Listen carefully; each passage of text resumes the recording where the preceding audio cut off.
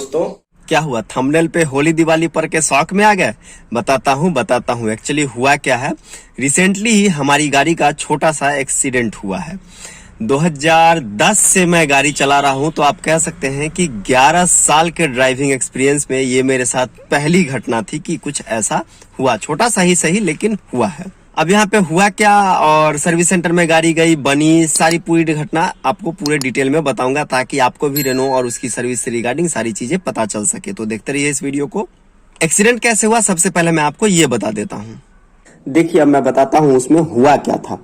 ये मान लीजिए कि ऑटो है, ये पीछे से आता हुआ पिकअप ट्रक है। इसे मैं पिकअप ट्रक इसलिए बता रहा हूँ क्योंकि आप ध्यान दीजिएगा, पिकअप ट्रक में क्या होता है कि उसका आगे का जो कैबिन होता है वो थोड़ा सा पीछे के मुकाबले, जिसमें कि सामान लोड होता है, उसके मुकाबले थोड़ा सा कम चौड़ा होता है। तो ये देखिए, इसमें भी आगे से थोड़ा कम चौड़ा और ये पीछे से ज्यादा चौड़ा है।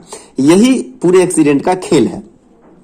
इधर से क्या हुआ कि मान लीजिए अपनी ड्राइवर आ रही थी, अगर इधर से ये गाड़ी आ रही अपनी ड्राइवर थी, इधर से ये ऑटो निकल गई, इसके पीछे से ये गाड़ी निकल जाती तो कोई बात नहीं थी। लेकिन अब सीन क्या बनता है, चूंकि रात का टाइम था, जब मैं इधर से गाड़ी ड्राइव कर रहा था, तो आपको सामने से आती हुई गाड़ी की लाइट सिर्फ दिखाई देती है। गाड़ी कौन सी है ये भी देखना मुश्किल होता है, और उसका डायमेंशन कितना ज्यादा है ये भी देखना मुश्किल होता है। और सबसे बड़ी बात क्या होती है कि ये जो गाड़ी आ रही है इसकी स्पीड कितनी है, ये आप इस गाड़ी में बैठ करके बिल्कुल ही पता नहीं कर सकते, अगर खासकर तब जब स्पीड ज्यादा हो। यहां पे यही हुआ, पूरी गलती इस पिकअप ड्राइवर की थी। मैं इधर से आ रहा था, ये ऑटो भी अपनी स्पीड से जा रही थी, इसे इसके पीछे निकलना चाहिए था। इसने क्या किया, इस गाड़ी को यूं इधर से निकालकर, और इसने चाहा कि ऐसे ये ओवरटेक कर ले।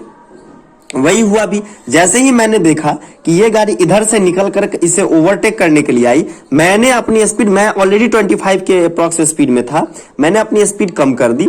और मैंने जब इसे आते देखा तो मैंने भी अपनी गाड़ी को लेफ्ट साइड लिया, लेकिन मैं उतना ही लेफ्ट ले सकता था जिससे कि मेरी गाड़ी ऑन रोड ही रही, मैं बगल के गड्ढे में ना आ जाऊं, मुझे इस बात का भी डर था। और मैं पूरी फैमिली के साथ था। मैंने अपनी गाड़ी को यहां से पूरा ऐसे मोड़ा, ये मेरी गाड़ी इससे टकराने से तो बच गई, लेकिन क्या हुआ कि जाते जाते जो है इस ड्राइवर ने भी अपना पूरा ये ड्राइवर बे तो निकाल लिया, जैसे आप कैबिन बोल सकते हैं, ड्राइवर कैबिन तो उसने निकाल लिया। और मैंने भी अपनी गाड़ी का ये लाइट वाइट कुछ भी इसमें नहीं लगने दिया। लेकिन क्या हुआ कि इस क्रम में मैंने आपको बताया था कि ये जो हमारा ओआरवीएम होता है, ये गाड़ी के बॉडी से निकला हुआ होता है। ये इसका ये पार्ट गाड़ी के यहाँ पे ओआरवीएम में लगकर दोनों ऐसे निकल गए। अब इसके साथ क्या हुआ, चूंकि बारिश का मौसम था और शाम का समय था, बहुत ही अच्छा मौसम था, मैं 20-25 की स्पीड में चल रहा था, तो हम लोगों ने क्या किया था कि एसी ऑफ रखा था और हमारे विंडो चारों ओपन थे। ये ओआरवीएम जो यहां से टूटा, ये टूटकर गाड़ी के अंदर आया, क्योंकि ऑब्वियस सी बात है, जब इधर से झटका लगेगा, यहां से झटका लगेगा, तो ये मुड़ेगा और मुड़कर टूटकर अंदर ही आएगा।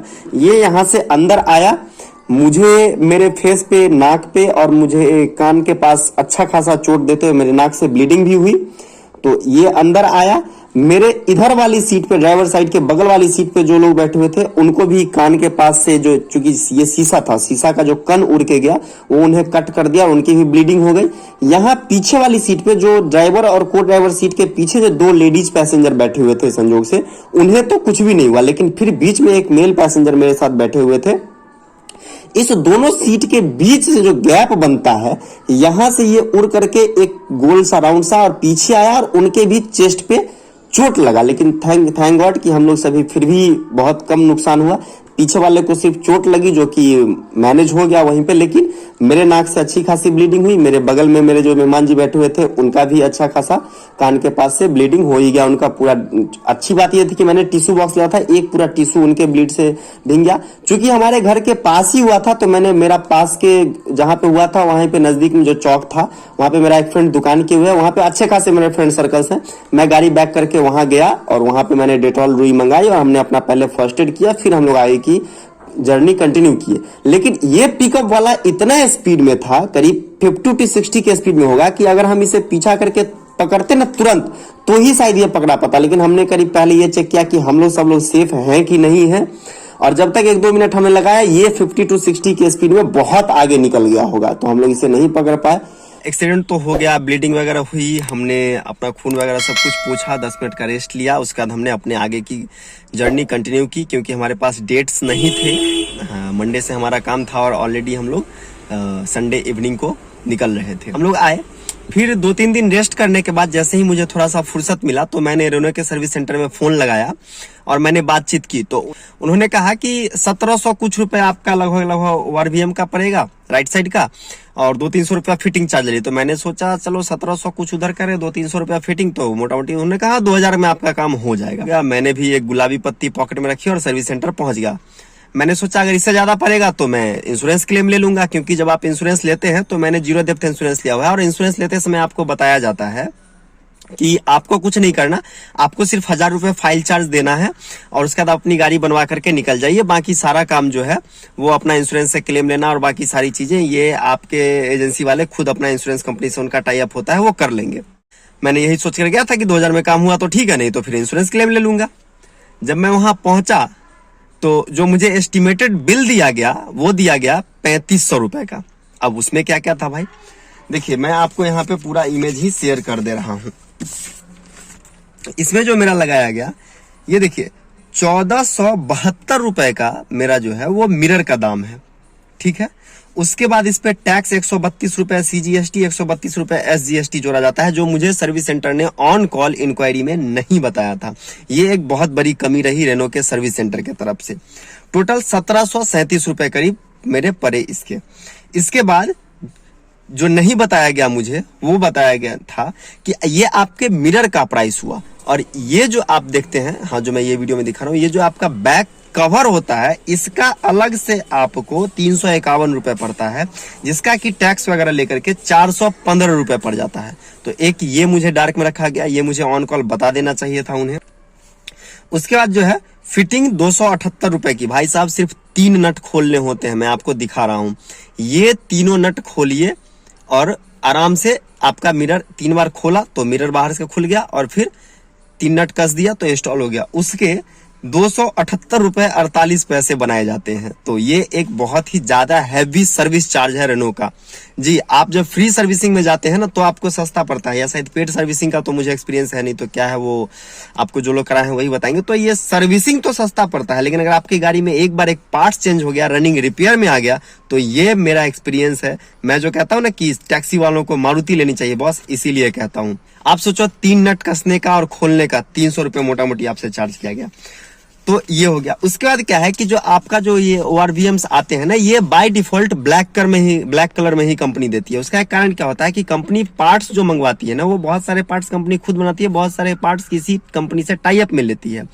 तो ये चीज कंपनी को रखना चाहिए कि जब आप 4-5 कलर में गाड़ी बेच रहे हो तो आपको ओआरवीएम का जो बैक कवर है, या इतना छोटा सा तो कवर है, इसे पेंट करने में कंपनी को देने में क्या जाता है। इतनी बड़ी गाड़ी पेंट करके दे दे तो आप ये चीज नहीं दे सकते सेम प्राइस में पेंट करके, या 10-20 रुपए 100 रुपए ज्यादा ही ले लो।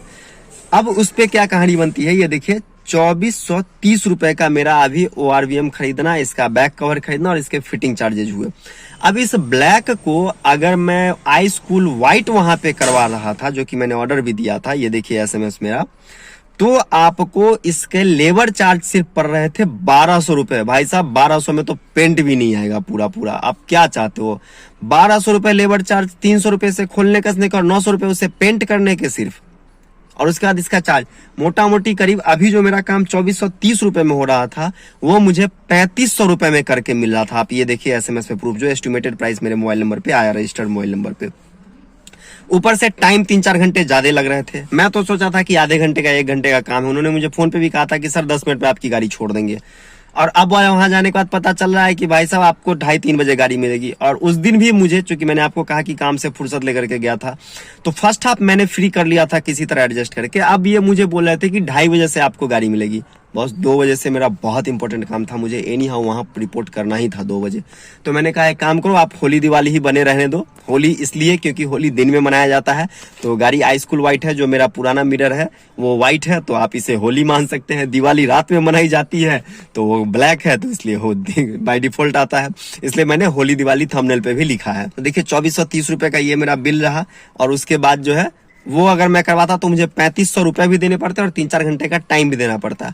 बस स्प्रे पेंट 250, 150 रुपए में आपको ना ऑनलाइन अमेजन पे मिल जाते हैं। मैं spray paint high school white मंगाऊंगा, खुद से ढक्कन खोलूंगा और प्रिंट करके 1 दिन में लगा दूंगा। इसमें कौन सी बड़ी बात है।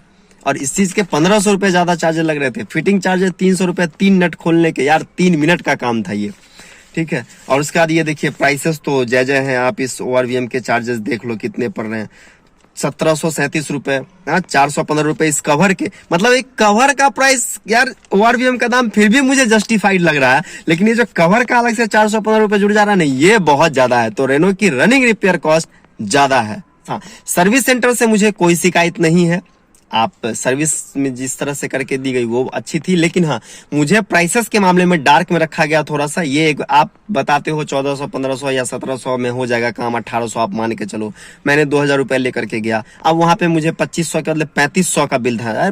2000 और 2500 में भी बस 2000 और 2500 का अंतर हो जाता है।